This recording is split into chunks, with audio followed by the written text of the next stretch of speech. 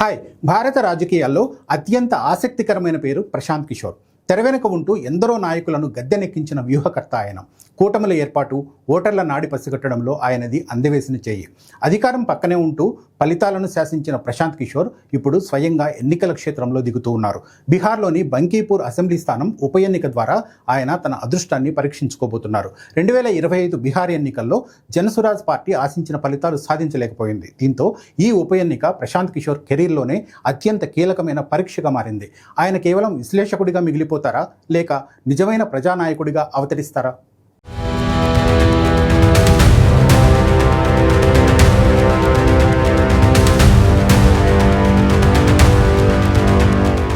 గత 10 ఏళ్లలో ప్రశాంత్ కిషోర్ భారత రాజకీయ వ్యవస్థలో కీలక పాత్ర పోషించారు.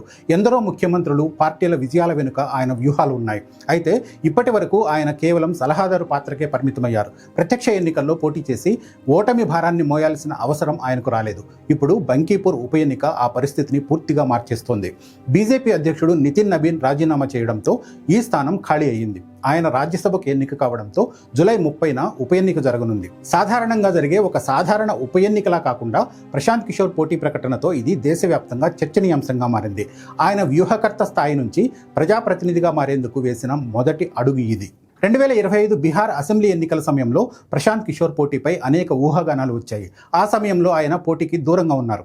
జనసురాజ్ పార్టీ విస్తృతంగా పోటీ చేసినప్పటికీ ఒక్క స్థానాన్ని కూడా గెలుచుకోలేకపోయింది. ప్రశాంత్ కిషోర్ స్వయంగా బరిలో నిలబడకపోవడమే పార్టీ ఘోర పరాజయానికి ప్రధాన కారణమని విశ్లేషకులు భావించారు. ఇది పార్టీ విశ్వసనీయతను దెబ్బతీసింది. అందుకే బంకీపూర్ పోటీ కీలకంగా మారింది. ప్రజలు ప్రశాంత్ కిషోర్ రాజకీయానికి ఎన్ని మార్కులు వేస్తారో తేలిపోయే సమయం ఇది. ప్రశాంత్ కిషోర్ రాజకీయ ప్రస్థానాన్ని గమనిస్తే ఒక ఆసక్తికరమైన విషయం స్పష్టమవుతుంది. కాంగ్రెస్ పార్టీతో ఆయన జరిపిన చర్చలు విఫలం కావడానికి అధికార కేంద్రమే కారణం. పార్టీ వ్యూహాలు, కూటముల ఏర్పాటు, ఎన్నికల యంత్రాంగంపై పూర్తి స్వేచ్ఛను ఆయన కోరారు. కాంగ్రెస్ కమిటీలను వేయడానికి సిద్ధపడింది, కానీ ఆయన ఆశించిన ఎగ్జిక్యూటివ్ అధికారాన్ని ఇవ్వలేదు. ఆయన ఒక సలహాదారా, సభ్యుడా, లీడరా అనే సందిగ్ధత కాంగ్రెస్లో ఉండిపోయింది. ఆ చర్చల విరామం ఆయనలో ఒక కొత్త ఆలోచనకు పునాది వేసింది. పాత పార్టీలు మార్పునకు అంగీకరించినప్పుడు తన సొంత వేదికను నిర్మించుకోవాలని ఆయన నిర్ణయించుకున్నారు. ఆ పట్టుదల నుంచి పుట్టిందే జనసురాజ్ ప్రస్థానం. బంకీపూర్ నియోజకవర్గం ప్రశాంత్ కిషోర్కు ఒక గొప్ప అవకాశం. అదే సమయంలో ఒక పెద్ద పద్మ వ్యూహం. ఇది పాట్నాలో అత్యంత ప్రతిష్టాత్మకమైన వీఐపీ స్థానం. పట్టణ ప్రాంతం కావడం వల్ల ఇక్కడ ఓటర్లు సుపరిపాలన, ప్రభుత్వ సేవలు, ఉపాధి, అవినీతి నిర్మూలన వంటి అంశాలపై స్పందిస్తారు. విద్యావంతులు, మధ్యతరగతి ప్రజలు ఎక్కువగా ఉండే ఈ ప్రాంతం ప్రశాంత్ కిషోర్ మాట్లాడే వ్యవస్థాగత మార్పుల సిద్ధాంతాలకు సరిగ్గా సరిపోతుంది. కానీ ఇది బీజేపీకి బలమైన కోట.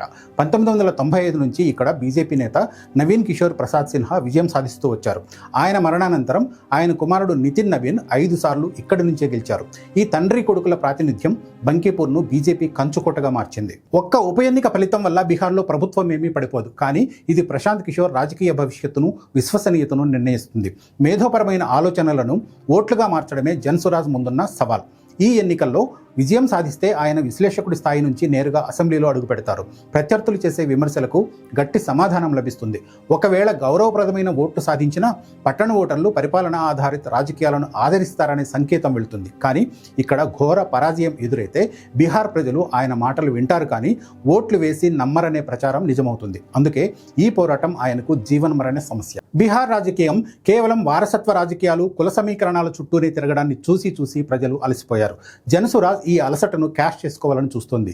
బంకీపూర్ ప్రశాంత్ కిషోర్కు మొదటి గెలుపును ఇస్తుందేమో, కానీ క్షేత్రస్థాయిలో బలమైన సామాజిక పునాదిని నిర్మించుకోవడానికి మాత్రం ఇంకా చాలా సమయం పడుతుంది.